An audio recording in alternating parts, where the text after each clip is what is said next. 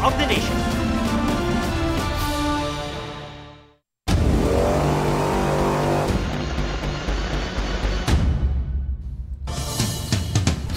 Matapos tawirin ng Visayas at Mindanao, kung saan nakapagtala ng 85 patay ang Office of the Civil Defense.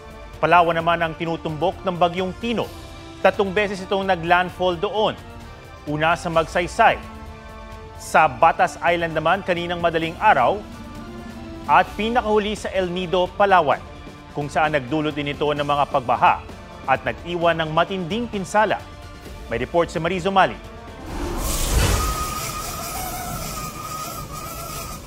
Nag-aalib po yung hangin ang humampas sa bayan ng El Nido sa Palawan kaninang umaga. Halos matumba ang mga puno habang rinig ang malabuhawing lakas ng hangin dala ng Bagyong Tino. Animoy magliliparan na ang gamit sa kuhang ito. Malakas din ang buhos ng ulan. Nagngangalit na alon naman ang nasaksihan ng ilang nangangalaga ng yating ito sa Bacuit Bay ngayong umaga. Maging sa loob ng gusali ng Philippine Ports Authority, dama ang hagupit ng bagyo. Wala na. Wasak na. Ang hanging bridge na ito sa Barangay Bukana nahati. Sumuko na talaga. Mag-aalas 5 ng madaling araw kanina nang maitala ang ika-8 at huling landfall ng Bagyong Tino sa El Nido, Palawan. Bago nito, tumama muna sa Batas Island sa bayan ng Taytay ang mata ng bagyo. Malakas na hangin ang gumising sa mga residente ng Barangay Poblasyon. Ang ilang taga-barangay Kataban umakyat na sa bubong para makaligtas sa baha. Tuluyan na ring natanggal ang bahagi ng bubong ng covered court na ito. Habang natumba at humambalang sa daan ang punong ito dahilan para di madaanan ng kalsada. Ilang kawani at pasyente naman ng Northern Palawan Provincial Hospital ang inilikas dahil sa pangambang bumigay ang kisame ng isang gusali. May mga bangkaring pinalubog ng naglalakihang alon sa Barangay Pali. Sa bayan ng San Vicente, may mga bahay na tuluyan ng di mapapakinabangan dahil nasira. Lakas na naman ang agos, kanina ibasto. Nakalutang sa paligid ang ilang gamit at bubong mula sa iba pang nasalantang bahay. Lubog din sa kulay tsokolating baha ang maraming kalsada. Pinalipad din ng malakas na bayo ng hangin ang bubong ng mga bahay sa island municipalities tulad ng Salinapakan. Maraming lugar din ang nalubog sa baha gaya ng National Highway sa bayan ng Rojas na nagmistulang dagat sa taas ng tubig. Nasira rin ang isa pang hanging bridge sa Barangay Karamay na halos poste na lang ang natira. Abot balikat ang baha sa ilang barangay sa Puerto Princesa City. Isinakay na sa rubber boat ang mga residenteng natrap sa kani-kanilang mga bahay. Gumamit naman ng galon ang mga taga-barangay Maoyon para magsilbing floater habang lumilikas sa mas mataas na lugar. Sa taas ng tubig, tulong-tulong na sa pagsagip ng mga apektadong residente ang mga rescuer. Ang ilan sa kanila, sumuong sa malalim na tubig kahit walang rescue boat. Pero sa kasagsagan ng operasyon, isang rescuer ang muntik malunod. Nila ako narinig dahil sabi ko malalim yung part na to. Naghubad ng kanyang life jacket. Siguro nahirapan nga magkilos dahil naka-uniforme. Ayon sa City Disaster Risk Reduction and Management Office, 9 na barangay sa buong Puerto Princesa ang nalubog sa baha. Hindi rin sinanto ang kumbentong ito na nagsisilbing evacuation center sa Barangay Poblasyon sa bayan ng Araceli. Nagtamo rin ng pinsala ang isang gusali sa Kalandagan Elementary School. Gayon din ang Barangay Health Center sa bayan ng Dumaran. Sa tala ng Provincial Emergency Operations Center, aabot na sa mahigit 37,000 individual mula sa iba't ibang munisipyo ang apektado ng bagyo. Mariz Umali nagbabalita para sa GMA Integrated News. Literal na nasa putikan ang lungsod ng Canlaon sa Negros Oriental na napuruhan ng Bagyong Tino.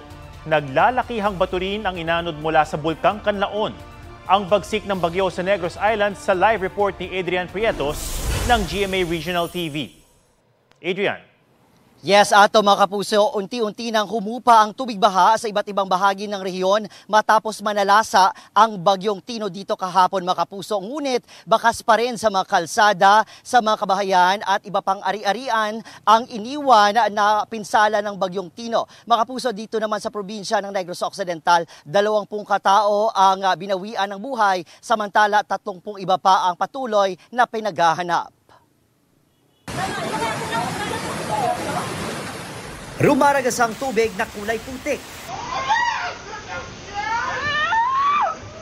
nga sa lakas ay inanod kahit ang 10-wheeler. At pinatagilid. Ay, Diyos ko! Ito ang sinapit ng Canlaon City sa Negros Oriental sa kasagsagan ng bagyong Tino kahapon. Malaking bahagi ng lungsod nalubog sa putik. Ang mabus nabaon. Inanod ang naglalakihang bato mula sa bulkang Canlaon. Parang nabura ang mga kalsada. Ayon sa Negros Oriental Provincial Police Office, 13 ang kumpirmadong patay sa buong probinsya. 12 mula sa Canlaon City. May 10 pang nawawala. Dahil sa matinding pinsalang iniwan ng bagyo, pahirapan ang pag-uwi sa mga labi ng kani-kanilang mga pamilya. Kaya ang mga residente nagtulong-tulong sa pagbubuhat ng mga kabaong. Walang kuryente sa buong Canlaon City at pahirapan ang signal sa probinsya. Nagpapatuloy ang clearing operations. Sa Negros Occidental, 20 na ang iniulat na namatay sa pananalasa ng bagyo. May mga anod tanan mo na mostly ang reason with found dead bodies. Nag-deploy na nagbulig man to sa operations ng search, rescue, and retrieval. Siyam ang mula sa bayan ng La Casillana.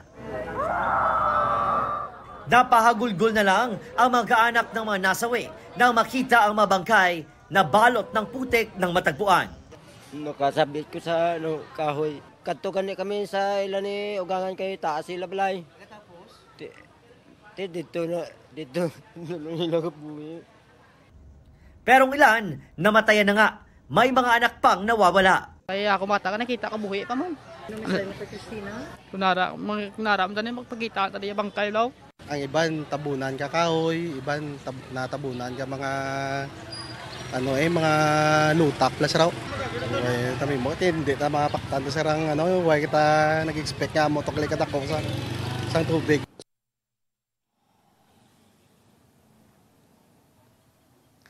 Ato mga kapuso, sa tala ng Negros Occidental Provincial Disaster Risk Reduction Management Office, mahigit 100,000 individual ang apektado ng bagyong Tino dito sa Negros Occidental. Dito naman mga kapuso, sa Bacolod City ay unti-unti nang pinauwi yung mga evacuees galing sa coastal areas ng lungsod.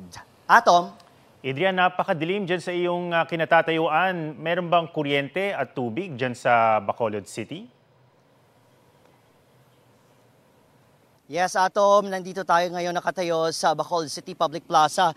Hindi pa nasisimulan itong clearing operation ayon sa Bacolod City Local Government Unit. Ayon naman mga kapuso, Atom, sa power distributor, patuloy pa rin ang brownout dito sa lungsod ng Bacolod. Mahigit 217,000 na mga consumers ang apektado sa Bacolod City, bayan ng Murcia, Don Salvador, Benedicto, Talisay City, Silay City at iba pang bahagi ng Negros Occidental, Atom. Oo, Adrian, sa mga nakausap mo kanina, may mga nagsabi na hindi nila inaasahan yung biglang pagtaas ng tubig.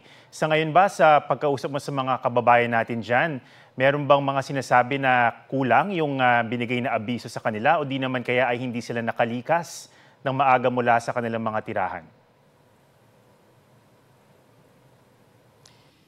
Point of comparison lang, Atom, no? Dito sa Bacolod City ay nagsagawa ng preemptive at forced evacuation. Kaya naman matapos bumayo itong Bagyo Tino sa Bacolod City ay walang na-record na casualty. Ayon nga sa Bacolod City LGU sa isang press conference kaninang umaga, 0 casualty dito sa City of Smiles. Subalit doon naman sa bayan ng La Castellana, Negros Occidental kung saan siyam ang naitalang namatay o death toll pagkatapos mayigit 20 pa ang patuloy na pinaghahanap. Nako, ay pahirapan daw ang isinagawang evacuation at preemptive evacuation measures ng LGU. Ayon sa mga nakausap natin, ay hindi nila gustong iwan yung kanilang mga bahay, yung kanilang mga tawag dito, mga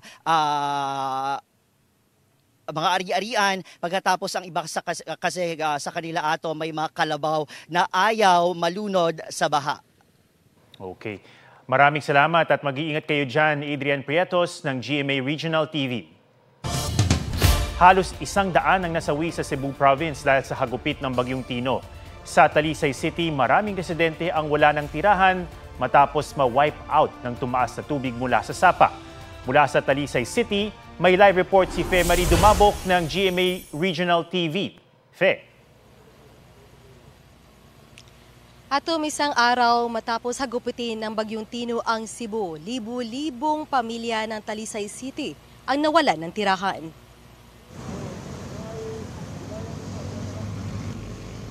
Nakapanlulumo ang nadatna ng mga nakatira sa tabi ng Mananga Bridge sa Talisay, Cebu sa pagbabalik nila sa kanilang bahay. Nawasak ang mga ito. Wala ng bubong at sira-sira ang pader. Tinangay naman ng baha ang mga bahay sa Isla Verde sa Barangay San Isidro, pati na sa kabilang barangay ng Lawaan Dos. Nasa gilid ang mga ito ng sapa ng Mananga. Nagambalik ako, silisuran, natakit ako.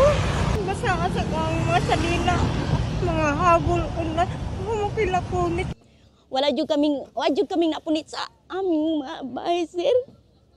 Walang-wala po kami, manginanglan kami ng tulong. Wala naming tulugan, wala naming pagkain, wala kaming magamit. Yun pong may mga mapunit-punit kami ng damit. Yun na lang. Pagkain, bigas, at least lang may makain kami. Pero walang-wala kami. Ang mas mapait sa pagkawala ng mga gamit, ang pagkasawi ng 7 katao. Ayon sa Talisay CDRRMO, 8 ang nawawala.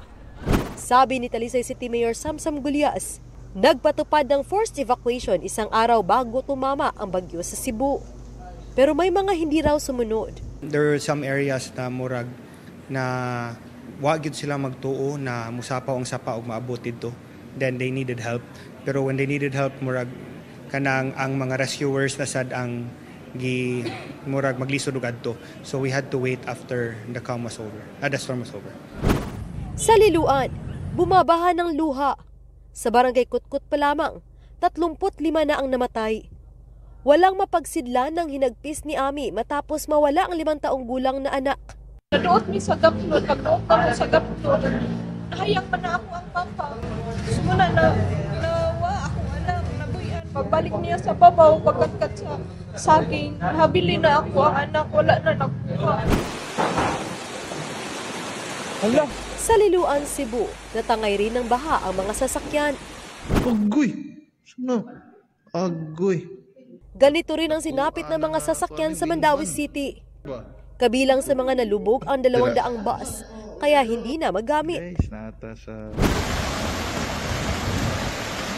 Sa bayan ng Compostela kung saan abot hanggang bubong ang baha, 15 ang namatay. Nalubog din ang mga bahay at sasakyan sa Cebu City. Ang pamilya ni Jonald nagpatulong sa payloader para makaligtas. Paghupa ng baha, nagkalat ang mga binahang sasakyan, kabilang ilang container van. Sa barangay Bakayan, naiwan naman ang makapal na putik at patong-patong na mga sasakyang inanod ng baha. Sa buong Cebu Province, mahigit 9 na ang nasawi sa tala ng PDRRMO. Nagpapatulong ang Cebu Provincial Government sa National Government para sa search and rescue operation. Nag-inspeksyon naman sa Cebu si DPWH Secretary Vince Dizon. Anya, kailangan ng matinding replanning ng flood mitigation sa buong probinsya. Kulang-kulang daw kasi ang revetment wall sa mga daluyan ng tubig na pangontra sana sa baha. The solution is really to control the water from upstream. Sad to say, hindi yon ang ginawa in the past. Kahit anong impounding or flood control sa taas, wala. Paulit-ulit lang ito mangyari. So that needs to change now. Iimbestigahan daw kung may mga substandard na flood control projects sa lugar.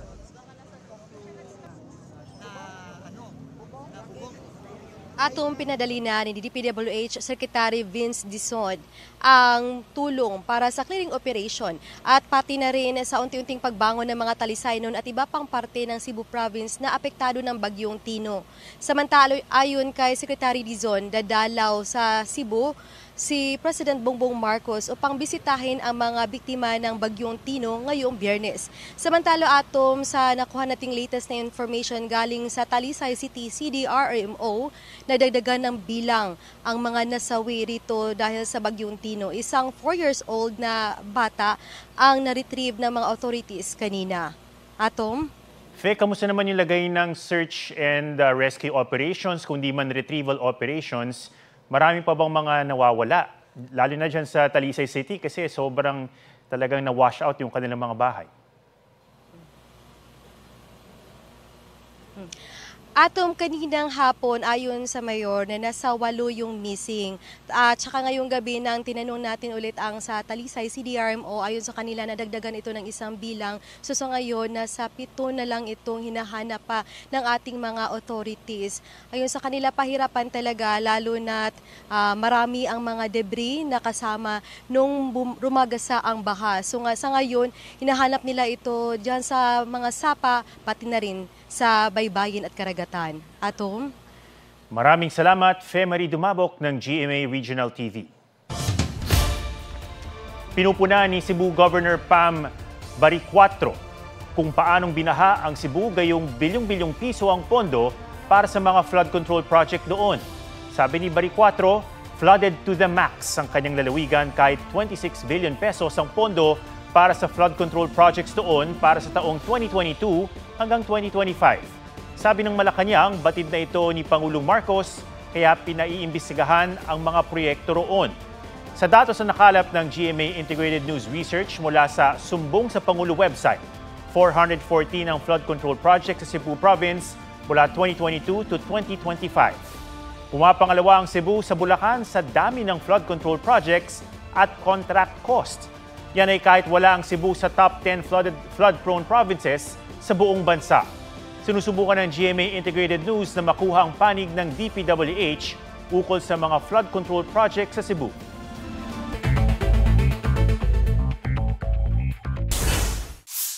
Anim na sakay ng Air Force helicopter na bumagsak kahapon sa Agusan del Sur, nasawi. Tutulong dapat sa mga binagyo ang Super Huey helicopter. Kabilang sa mga iniimbestigahang sanhi ng pagbagsak ang masamang panahon.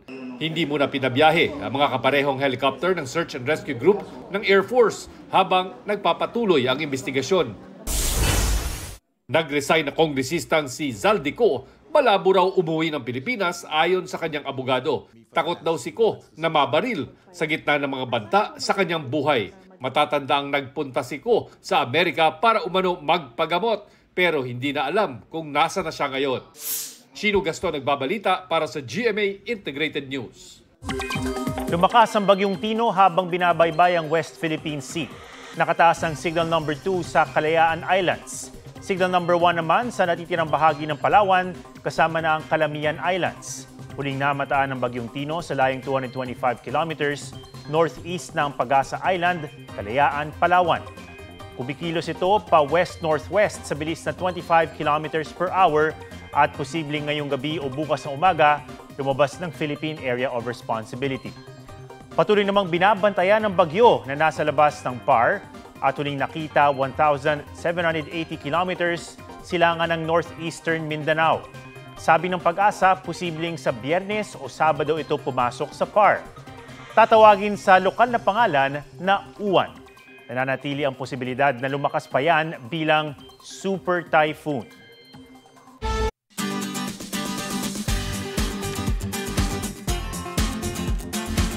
Muling ipinamalas ng ating mga kababayan ang pagtutulungan at pagdadamayan ng manalasa ang bagyong Tino. Pusuan na yan sa report ni Oscar Oida.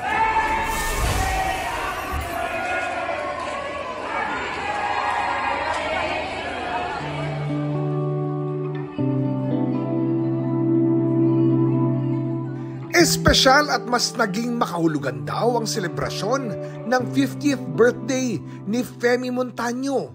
Kahit kasi sinalanta ng bagyo, pinili niya magdiwang pa rin sa pamamagitan ng paghahatid ng tulong sa isang evacuation center sa San Miguel, Iloilo. Kasama ang kanyang pamilya na mahagi sila ng bigas, food packs at mga damit sa mga pamilyang nawalan ng tirahan. Nakahanap naman ng pansamantalang matutuluyan ang mahigit 100 apektado ng bagyo sa resort na ito sa El Nido, Palawan. Bukod pa riyan ang libreng hapunan, almusal at medical supplies na natanggap nila mula mismo sa mag-asawang may-ari ng resort.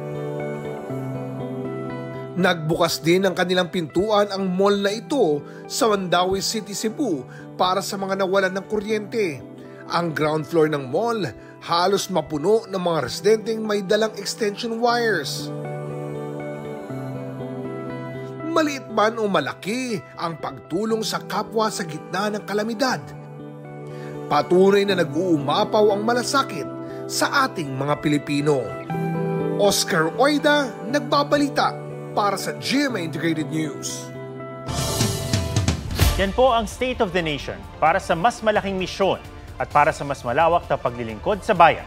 Ako si Ato Maraulio mula sa GMA Integrated News, ang News Authority ng Pilipino.